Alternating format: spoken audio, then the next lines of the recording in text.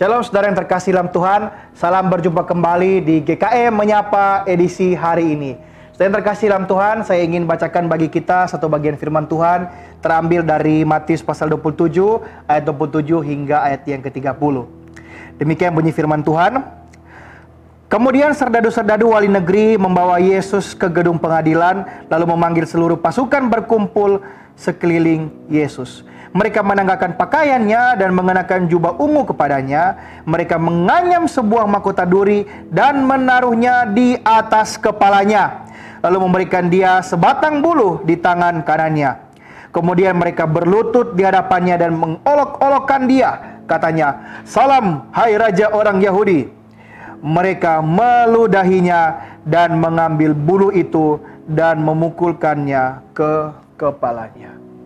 Saudara terkasih dalam Tuhan, sewaktu saya kecil, saya itu penasaran dengan suatu tulisan yang ada di atas bagian salib Yesus yang bisa saya lihat, yaitu tulisan INRI. Ya, ternyata kata INRI ini artinya adalah suatu singkatan dari kalimat panjangnya Yesus Nazarenus Rex Judaeorum, atau artinya inilah Yesus dari Nazaret, Raja orang Yahudi.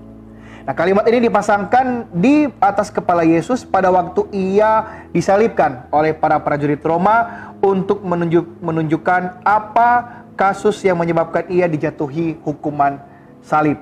Ya. Nah, saudara terkasih dalam Tuhan, ini merupakan suatu tanda penghinaan, bukan pujian. Ya.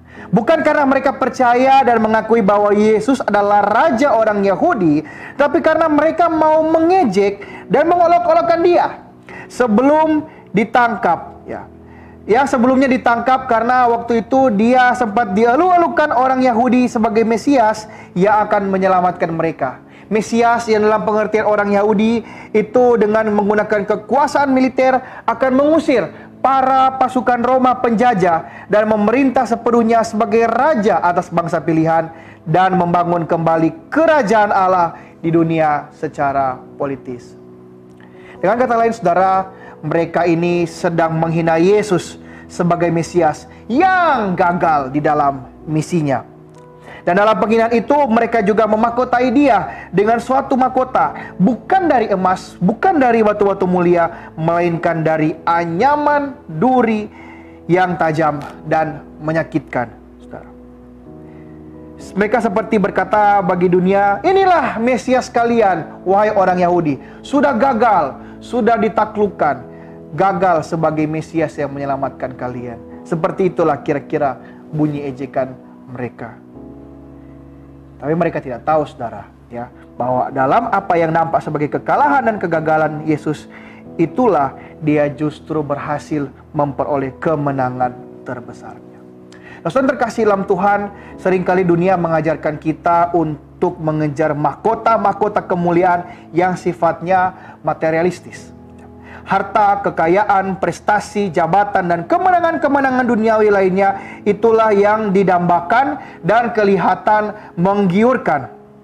Sedangkan sebaliknya, yang kesucian, kerendahan hati, ketaatan pada firman Tuhan, kehidupan yang menghamba, dan semangat melayani sesama, itulah seperti sebuah kehinaan dan penghabisan waktu secara sia-sia dalam kehidupan. Itu semua seakan-akan seperti mahkota duri yang begitu hina dan penuh dengan penderitaan, sehingga itu tidaklah menarik dan bahkan perlu untuk dijauhi. Tapi bukan begitulah cara Yesus memandang semua itu.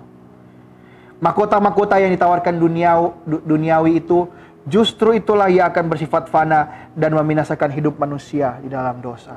Dan sebaliknya, justru dalam mahkota duri, yaitu penderitaan menaati kehendak Bapa, itulah jalan menuju kemenangan yang sejati. Para prajurit dan orang-orang Yahudi yang menyalibkan dia boleh menghina, boleh mengejek, boleh mengolok-olok dia. Tetapi Yesus tahu bahwa dia sedang mengejar dan menangkap kemenangan yang sejati.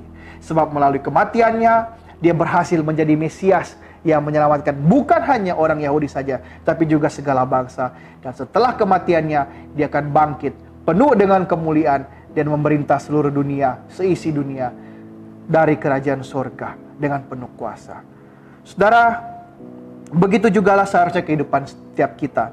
Sebagai orang Kristen, seringkali kita diminta untuk memakai mahkota duri terlebih dahulu sebelum Tuhan memberikan kita mahkota kemuliaan. Tuhan tahu apa yang menjadi pergumulan dan kebutuhan hidup kita, tetapi Ia terlebih dahulu ingin menguji apakah hidup kita ini sungguh-sungguh hanya bagi Dia atau justru bagi dunia yang berkebalikan dengannya. Janganlah saudara kita menjadi gentar saat orang-orang mengejek kita karena kehidupan kita yang taat sepenuhnya mengikut Kristus. Setialah dan sabarlah menanggung penderitaan seorang Kristen, maka kita pasti akan mengalami kemenangan sejati yang bukan berasal dari dunia ini, yaitu kemenangan dari kerajaan sorga yang lebih berharga. Sebagaimana Wahyu 2 ayat 10 berkata, hendaklah engkau setia sampai mati, dan aku akan mengaruniakan kepadamu mahkota kehidupan. Saudara yang terkasih dalam Tuhan, selamat menjalani aktivitas sepanjang hari ini. Teruslah bersemangat mengikuti pimpinan Yesus, meski harus memakai mahkota duri seperti Dia. Tuhan Yesus memberkati kita. Amin.